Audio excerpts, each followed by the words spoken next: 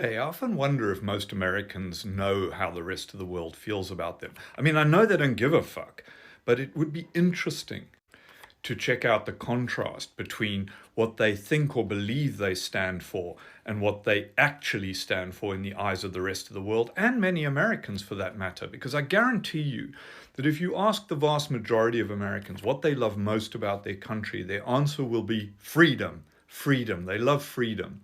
And they certainly believe themselves to be the most free people in the world. I mean, recently Elon Musk has been going on about the First Amendment and freedom of speech on Twitter at the same time as they're going about trying to ban TikTok. And I often wonder what they mean by freedom, because from my perspective, America is one of the least free countries in the world. I mean, if you think about freedom of association, but they shut down protests. We've just had to look at what's happened on the Columbia campus in New York. The repression of trade unions. There's no genuine freedom of association. Freedom of religion? Not if the vast majority of fundamental Christians had anything to say about it. I mean, they're openly saying that America was founded as a Christian nation, which we know from the founding fathers is absolute bullshit, but it's a narrative they believe and are pushing. There's no bodily autonomy anymore. So there's not even freedom, at least for women, to make the choice about what happens to their bodies. And the second thing that they'll say, as both being a tenet of the United States, but also the value they bring to the world, is democracy. But is a two-party hegemony that the best they can do is put up a pair of geriatric genocide supporters, one of whom is clearly a criminal, and the other of whom is going senile, and currently happily supporting a genocide and ethnic cleansing in Palestine. How is that a choice? That's not real democracy. And certainly the way in which their elections are conducted and the attitude they have to their elections indicates that they don't even believe it's democratic. When a significant proportion of the country thinks that the 2020 election was stolen, and the gerrymandering and bullshit in the House and voter repression in states like Georgia and other states indicates that the last thing on earth any of the ruling elite wants is genuine democracy. And so, like most people, they project outwards and criticize the democracy of other countries, while theirs, we all know, is complete bullshit.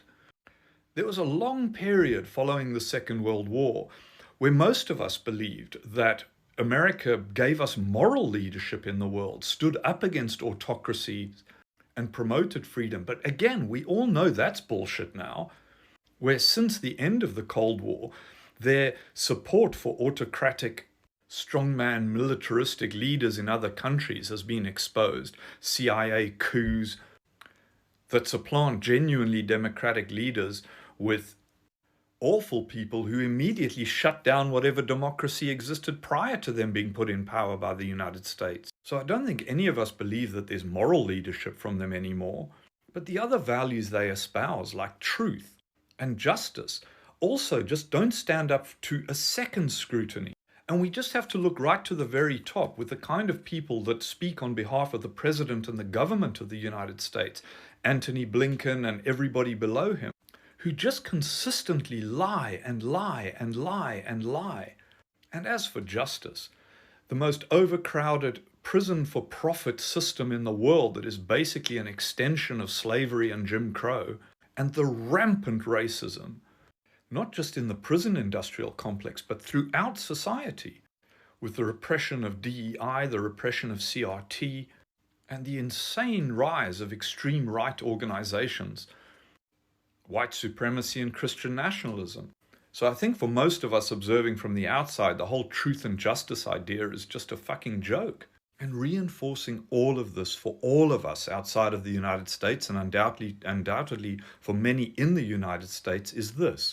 Can any of us imagine in any of our countries the Speaker of our Parliament, our Congress, our House of Representatives, whatever it's called, wearing this? The flag of his country united with the flag of another country? Any other country other than Israel? Other than this insane tie-up, a Siamese twin arrangement that seems to exist between the US and Israel, that is pointing everyone else in the world towards the hypocrisy and warmongering attitude of what America is really about. I mean, put aside the fact that any other representative, senior representative of another country would not do this. But imagine, even in the context of the United States, that second flag being any other country's flag than Israel. What reaction would exist? Just beggars belief. So what does America stand for most of us? And I'll tell you from my perspective, but I know this perspective is shared by many, many people. Rampant, out of control capitalist greed, the hegemony of the 1%, governed entirely by money and greed, and the desire for power, and war, war, war, because it's profitable. And the idea of any underlying ideology beyond those things I've just listed is non-existent. It's a dream of the American people that they still believe in. They still believe that there's an underlying ideology. And yes, to a degree there is, and that ideology is might is right and money rules. It is rapidly becoming the most nihilistic society on the planet. And the worst thing about it is, those actually in power do not give a flying fuck about the 99.5% of people below them, who they just fire up with insane and meaningless causes to keep them distracted. They keep finding enemies that don't really exist and supporting friends who are nothing like what a real friend would be. But there is hope. More and more and more people within America and certainly outside of the United States are waking up to the truth of what I'm saying here and pushing back against it.